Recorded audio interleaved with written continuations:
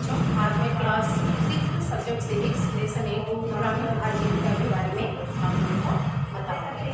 ग्रामीण आजीविका का मतलब कि गांव में रहने वाले लोग अपनी आजीविका के लिए क्या क्या करते हैं, ठीक, उसके बारे में बताया जाएगा। लेसन 8 है ग्रामीण आजीविका। यानी ग्रामीण आजीविका का अर्थ ही होता है कि गाँव में रहने वाले लोग अपनी जीविका के लिए क्या क्या काम करते हैं। तो गांव में रहने वाले लोगों में कृषि है गांव में आजीविका का मुख्य साधन। यानी कि अगर ये देखा जाए कि गांव में रहने वाले व्यक्ति जो है ज़्यादा से ज़्यादा लोग जो है खेती पर निर्भर होते हैं, यानी कृषि पर निर्भर होते हैं। 100% में लोग 80% जो है जनता वह गांव में खेतों पर ही निर्भर होते हैं। 20% लोग जो है वह बाहर निकल करके अपना काम करते हैं। तो कृषि जो है गांव में आजीविका का मुख्य साधन माना जाता है। और कृषक को जो है, क्योंकि ये इसी से खेती करके ही लोग अपना आजीविका चलाते हैं, फसल इतना उगा लेते हैं या फसल इतना होता है कि उसको बेच करके साल भर की खेती की जाती है और उसको बेच करके कुछ रुपया पैसा लेकर के अपने जीविका को चलाते हैं, अपने परिवार का भरण पोषण करते हैं। आगे है कृषक कितने प्रकार के होते हैं। तो कृषक को 3 भाग में बांटा गया है। पहला है बड़े कृषक, छोटे भूखंड वाले कृषक और भूमिहीन कृषक। तो बड़े कृषक वो होते हैं जो कि जिनके पास बहुत बड़े क्षेत्र में जमीन है और वह जो है खुद उस खेतों में काम नहीं करते हैं, बल्कि भूमिहीन कृषक होगी जिनके पास भूमिहीन कृषक को बुला करके अपने खेतों में काम करवाते हैं और खेतों में काम करवा करके उनके बदले में उनको भुगतान या मजदूरी देते हैं।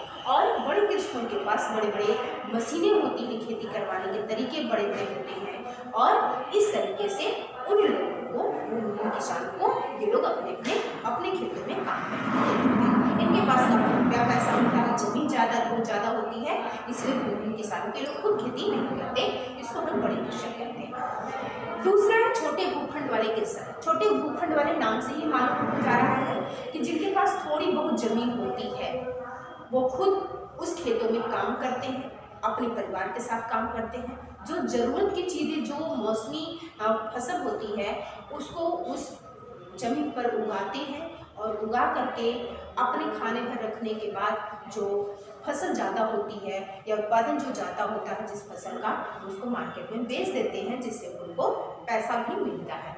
तो छोटे भूखंड वाले कृषक जो होते हैं वो किसी की मजदूरी जल्दी नहीं करने जाते हैं, अपने ही भूखंड पर, अपनी ही जमीन पर वो अपना काम करते हैं, अपने परिवार वालों के साथ, अपने बच्चों के साथ मिल करके वह काम करते रहते हैं।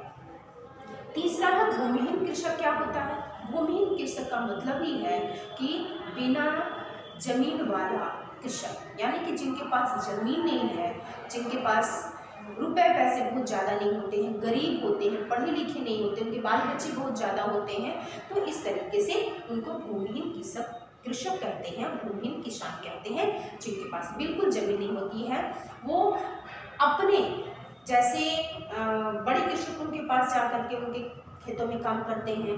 कभी कभी वो लोग दूर दराज क्षेत्रों में भी चले जाते हैं काम करने के लिए।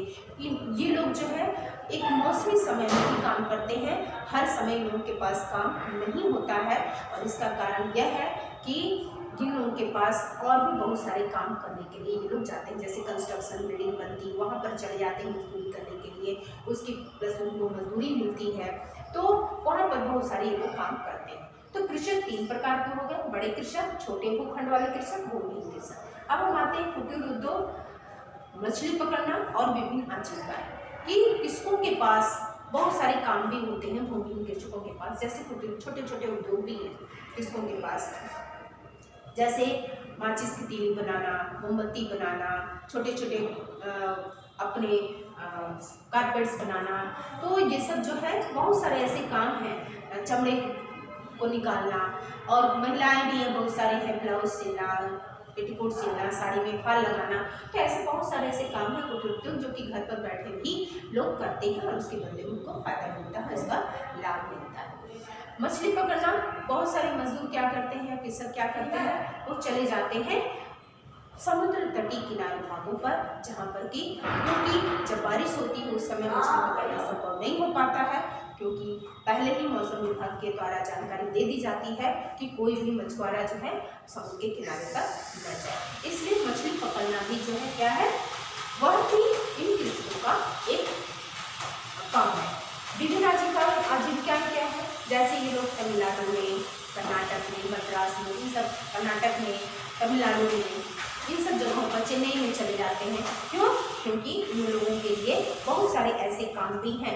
जैसे अगर तमिलनाडु में, कर्नाटक में जाते हैं तो जो नारियल होते हैं, नारियल के जो जटाएं होती हैं, रेसे जो होते हैं, उसको निकाल करके उससे बहुत सारे जूट के काम किए जाते हैं, यानी कि बहुत सारे बैग, थैले सब बनाए जाते हैं।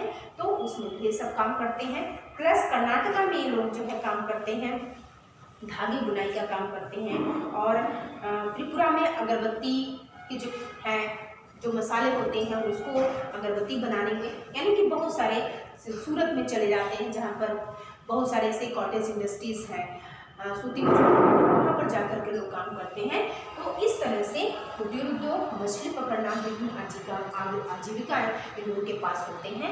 तो आज हम लोगों ने लेसन 1 में ग्रामीण आजीविका के बारे में पढ़ा कि ग्रामीण आजीविका क्या होता है, यानी गांव में रहने वाले लोग जो है अपने जीवन को किस तरीके से चलाते हैं, कैसे वो अपने परिवार वालों का अपना भरण पोषण करते हैं, उसके बारे में आज हम लोग पढ़ेंगे।